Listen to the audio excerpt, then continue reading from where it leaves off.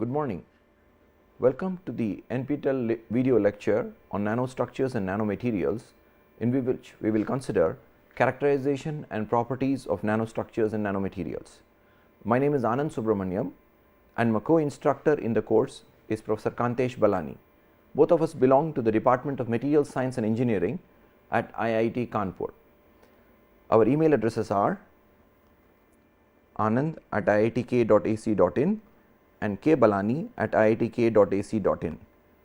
You may kindly give your feedback on any aspects of the course, including any possible improvement to the lectures, at these email addresses.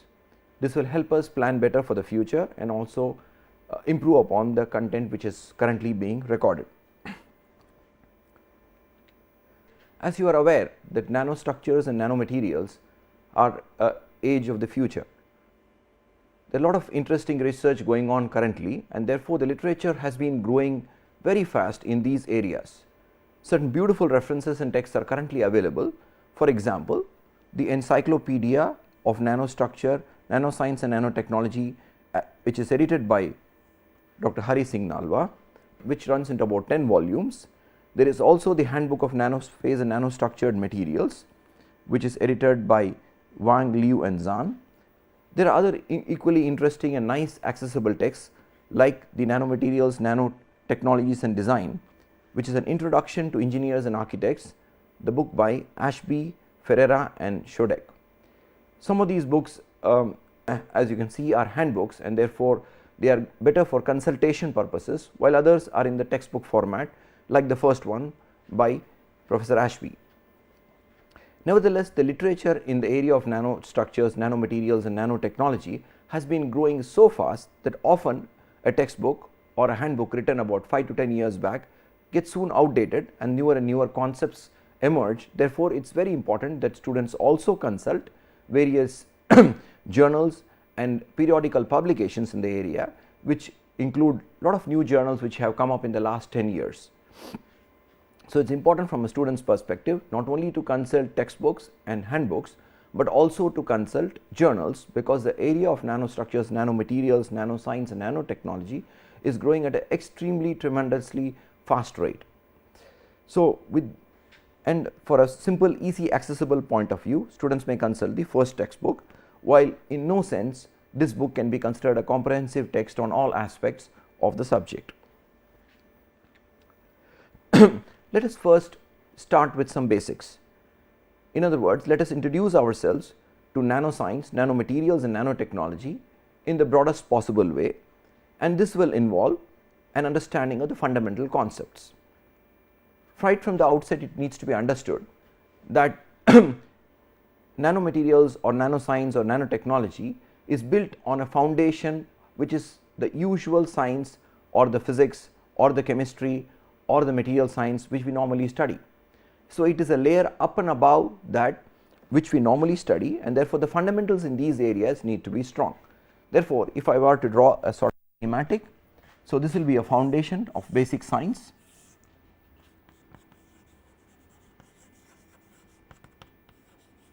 and this foundation would include physics,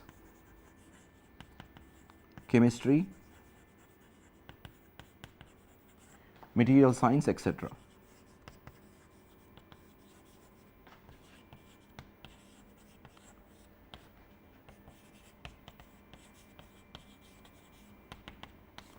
And on this foundation resides the subject which we can call the nanoscience or nanotechnology.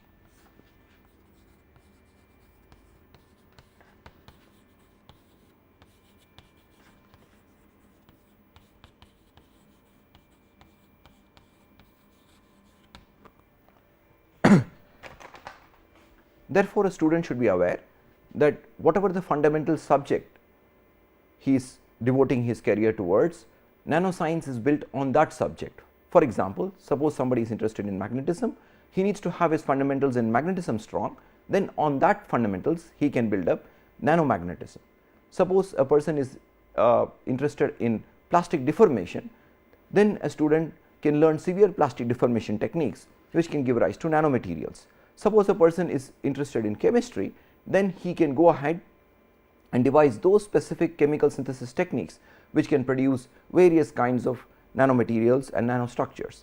Therefore, the fundamental subject is important, like one might be interested in nanomechanics, and then a person may be interested in mechanics, and once the fundamentals in mechanics are strong, he can go ahead and learn the subject of nanomechanics. In other words, the learning of nanomaterials is absolutely contingent upon learning the fundamentals of the various aspects of usual physics, chemistry, biology and other aspects. One of the important reasons why we want to study nanoscience and nanotechnologies is because it gives us a beautiful new array of properties which are typically not found in normal bulk materials. We will see some of these properties as we go along, but it should be remembered that the origin of these properties should be absolutely clear, so that when we design our nanomaterial, we can take into account these factors and design a nanomaterial for a given set of properties, which is going to be the cornerstone for the technological application of these materials. So, let us ask ourselves this question: what determines the properties of materials? This is perhaps the broadest kind of question one can ask, and the properties one could be talking could be mechanical properties like hardness, yield strength, fracture toughness, etc.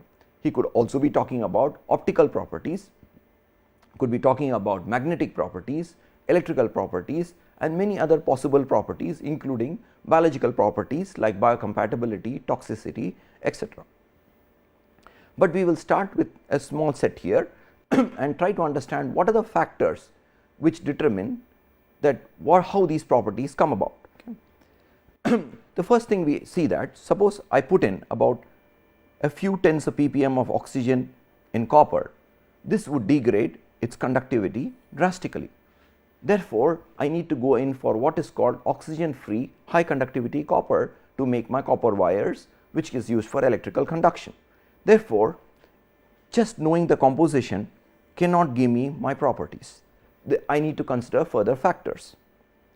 For instance, it is not enough I know what are the phases that are present in the material. To give an example, there is a micrograph on the right hand side in which there is this pearlite, which is the alternating lamellae, and this is from a carbon steel and hypereutectoid. And you can see that along the grain boundary region there is a continuous network of a second phase. This phase happens to be cementite, which is extremely brittle. But if you look at the overall microstructure, as you might see, or the micrograph, you will see that the volume fraction of the second phase along the grain boundary is small. But nevertheless, the presence of this second phase, the cementite phase, which is an hard but brittle phase along the grain boundary, severely deteriorates the impact properties of the material, or what you might call the impact toughness of the material. Therefore, just knowing the phases present is not enough for me to know the properties. I need to know further information about the material, which will tell me how the properties of the material is going to be. In other words, I need to worry about the composition, number 1. I need to worry about the phases present, number 2, but that is not enough. For example, if I have dislocations in a phase, this can weaken a crystal severely. Suppose I take a single crystal and try to absolutely pure defect free single crystal, and I try to measure its shear strength. It will turn out to be of the order of gigapascals. But in the presence of dislocations, which are crystallographic defects, the strength of the material can fall by a few orders of magnitude and can severely weaken the crystal. This implies that I need to know the defects in the material present apart from knowing the phases and their distribution. But should I stop here? Definitely not. And the reason being that we know that normal glass is very brittle and it fractures very easily. The window pane glass, if any ball is thrown on a window pane glass, it shatters so easily. But we have another example of a glass which is known as toughened glass. Toughened glass consists of normal glass, but in which there is certain distribution of residual stresses, which is especially compressive residual stress on the surface of the glass. This helps to toughen the glass a lot. That means that if I want to understand the properties of a material, I need to know its composition, I need to know the phases present and their distribution. It is very important, not only I know the phases present, but also how these phases are distributed within the material. I need to know the defect structure in the material. Many of these terms like defect structure and the phase and distribution we will consider in little more detail as we go along. This is just an overview slide where we want to put in a broader picture of what are the factors one needs to worry about when one is interested in knowing the properties of a material. So, and when you are talking about defect structures, I am talking about defects present in the phases like dislocations in the phase, and between the phases like for instance interfacial dislocations also apart from the bulk dislocations.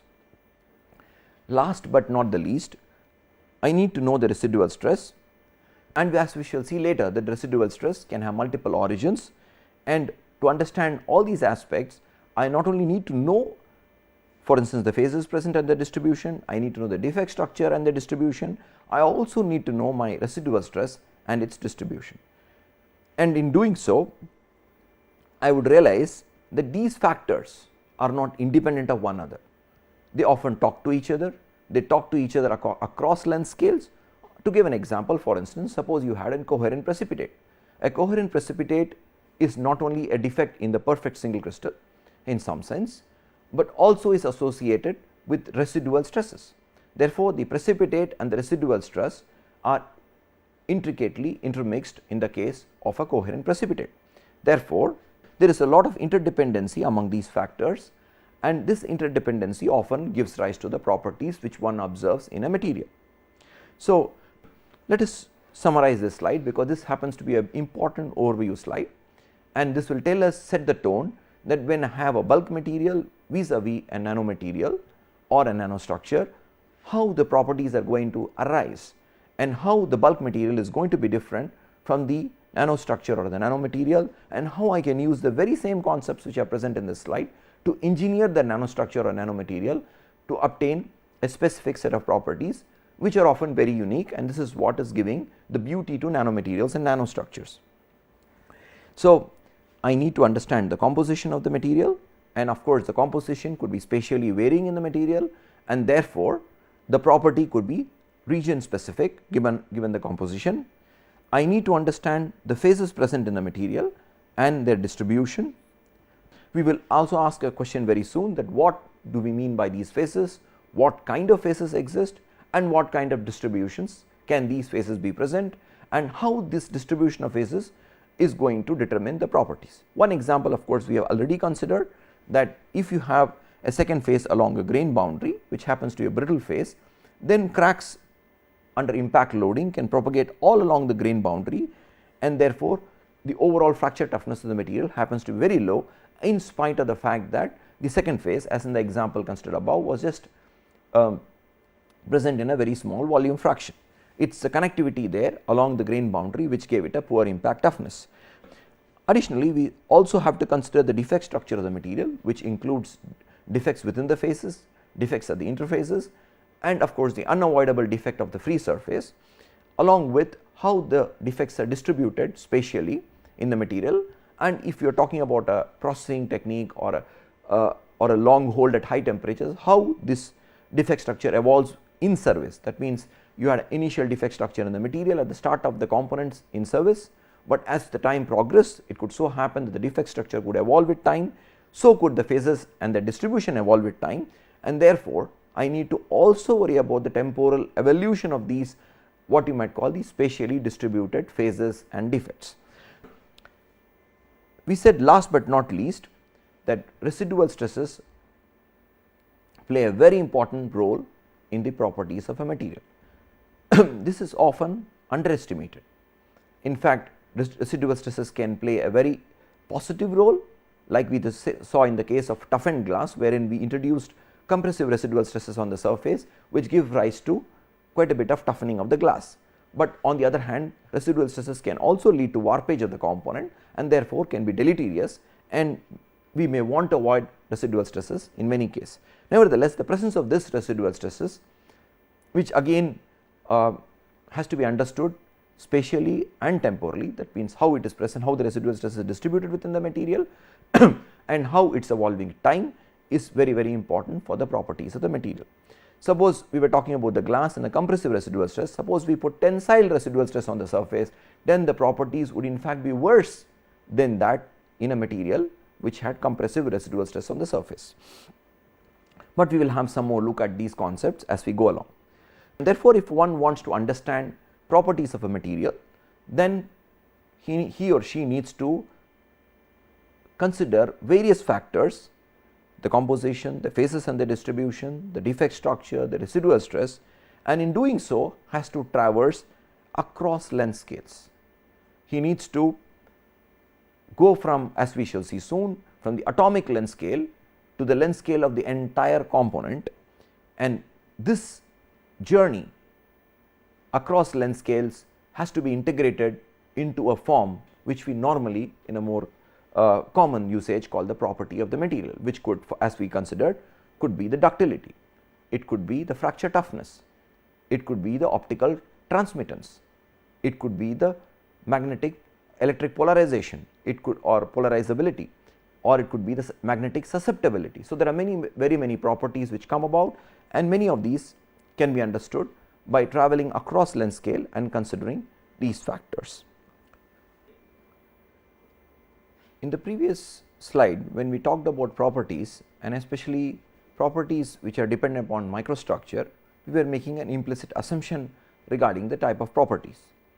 This will become clear when I classify the properties into structure sensitive properties and structure insensitive properties. We should note, typically in the usual sense, when we talk about structure sensitive properties, it is usually meant that we are talking about microstructure sensitive properties, and we are not usually talking about crystal structure or any other kind of structure, and therefore we should keep this in mind, that properties can be structure sensitive, and examples of such properties are yield stress, fracture toughness, etc. On the other hand, there are properties which are structure insensitive, like density, elastic modulus, and other kind of properties. The key word in this definition is the word sensitive. Here we are not using the word dependent, but we are using the word sensitive. That means that there are, for instance, the presence of point defects in a material would affect the density in a small way. Therefore, the density would be dependent on the presence of vacancies in a crystal, but it is not going to be, the density is not going to be a sensitive function of the presence of vacancies. On the other hand, the yield stress of a material could be a sensitive function of the presence of vacancies and therefore, we have to worry about properties from the viewpoint if they are structure sensitive or structure insensitive.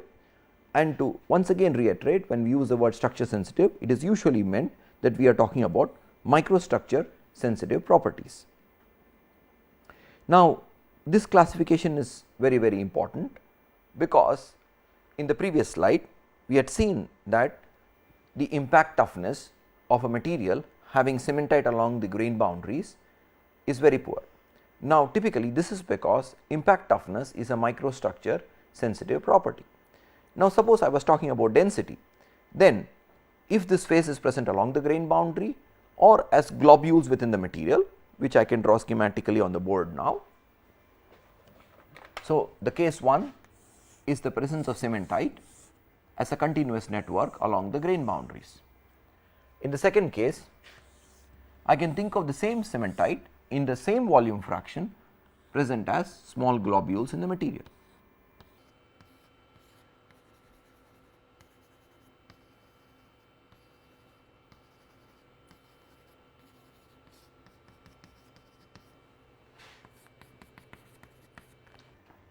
So, the figure on the left and there is a figure on the right.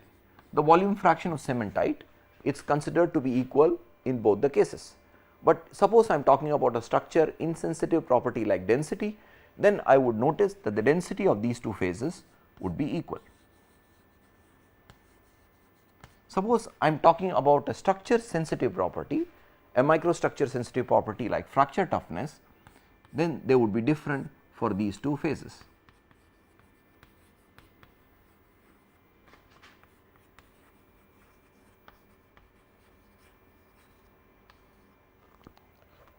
Therefore, I need to clearly understand that the distribution of phases is going to change my microstructure dependent properties, but will not change a microstructure independent properties.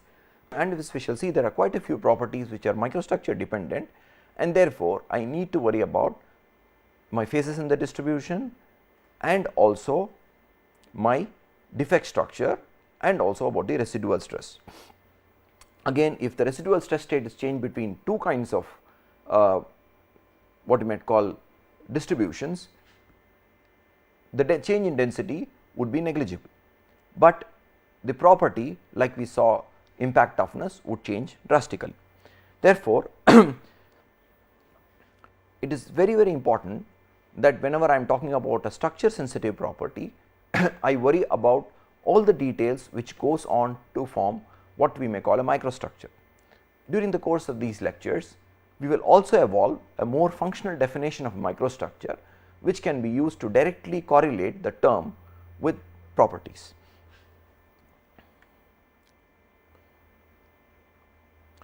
So, let me summarize this slide by giving this example. Like suppose I am talking about a microstructure sensitive property like yield stress, which in the absence of dislocations can take a very high value of the order of gigapascals, but in the presence of dislocations the crystal is severely weakened and the yield stress typically turns out of the order of megapascals. It could be of the hundreds of megapascals, but definitely a few orders of magnitude lower than what if the crystal had no dislocations in it. Therefore, properties have to be understood in the context of structure sensitive and structure insensitive properties. In the use when we were trying to understand the properties, one of the words we introduced was phases. We need to understand what is meant by a phase, and further of course what is meant by the distribution of phases. So, to understand material behavior, one must have a thorough understanding of the phases and their distribution. So, we raise the question what kind of phases exist and how they can be classified for an easier understanding of the diverse kind of phases which present themselves. A phase can be defined based on a geometrical entity or a physical property, and this is a very important classification, because when I am talking about a crystal made of atoms or cluster of atoms, ions, etc., I am typically considering the definition of a phase based on a geometrical entity. Like for instance, a copper crystal, which is a crystalline phase, has copper ions sitting at the lattice point. Suppose I am talking about a sodium chloride crystal, then sodium and chlorine ions are sitting in one of them in the lattice position, the other in a position neighboring to a lattice point. But we may have a definition of a phase which is purely based on a physical property. For example, we could be talking about an electron spin, or equivalently a magnetization vector. We could be talking about the conductivity of a material and many other properties which are conceivable. And therefore, in this context often we can talk about a material being ferroelectric, antiferromagnetic. We can talk about a conducting material, an insulating phase as you may want to call it, and therefore, this perspective of a ferroelectric material or antiferromagnetic material or a conducting phase is from the point of view of a physical property and not from the point of view of a geometrical entity. And often we may come across a situation there when I am trying to generate a crystal, and as we know a crystal can be defined as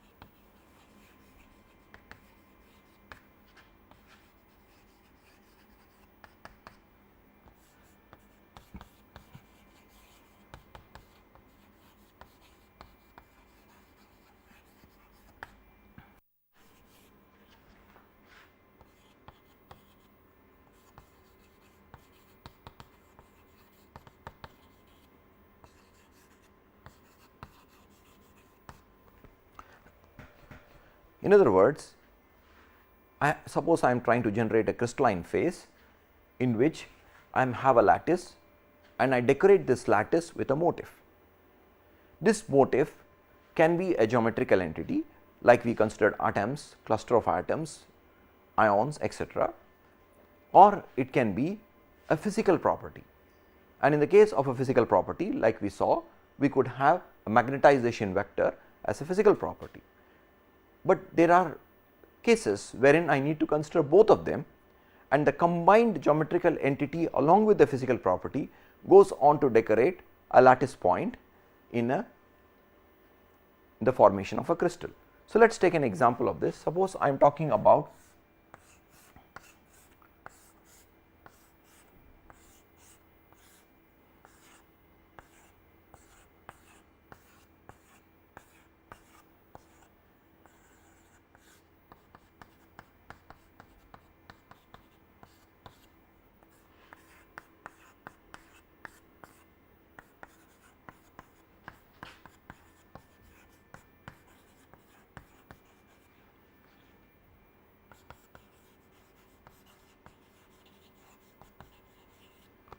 let me consider BCC iron, that means the BCC lattice has been decorated with an iron, and this structure I am considering at room temperature. That means it is below the Curie temperature, and this implies that iron would be ferromagnetic at this temperature. That implies that at each lattice point not only I have an atom like this, but I can associate each one of these atoms with a magnetization vector, and this magnetization is what makes iron ferromagnetic. That means I can consider all my atomic lattice points being decorated by an ion which also has a net magnetization arising from the electron spin and also from the orbital motion of the electron, though the orbital motion is often quenched in the crystalline form of iron. Therefore, if I see, I have to now describe this crystal in terms of the geometrical entity which happens to be the ion, but also along with it I have to describe it in terms of the physical property which is now my magnetization vector, which is arrived from the starting point wherein we have defined a phase based on a geometrical entity or a physical property. And a few of those methods of classifying phases is shown in the slide which is being presented to you. The important thing we note here is, of course, we are considering atomic form of matter in all this classification. Matter can exist in non-atomic forms like plasmas and other free fundamental particles, but we are ignoring those kind of states of matter, and therefore, we are simplifying our understanding here to atomic form of matter. And from school days we know that atomic form of matter based on state or viscosity can be classified into the gaseous state, the solid state and the liquid state. And we, from our knowledge of phase temperature, pressure temperature diagrams, we know that there are coexistence lines and coexistence points where a gas and a solid could coexist, where a solid and a liquid could coexist, but all three of these states of matters could also coexist at certain triple points. But this is a simple and well understood concept that we can have, based on state or viscosity, three forms of matter, which is gas, solid and liquid. But the more interesting way of looking at these states of matter is from an atomic structure perspective, which is shown in the diagram on the right hand side. That is, we can have classification of atomic form of matter based on the atomic structure. That means, where are these atoms positioned in the material. Okay. And as I pointed out, that when I am talking about atomic structure, I could also include in this picture the structure based on certain other physical properties, like I could overlay, as I told you, magnetization associated with these atoms on top of this picture. But to start with, let us consider the atomic structure of matter, and the most common atomic form of matter which we usually consider, which we have defined in the previous slide, is the crystalline form of matter. A crystal, as we shall see soon in the coming slide, is defined based on two important criteria, that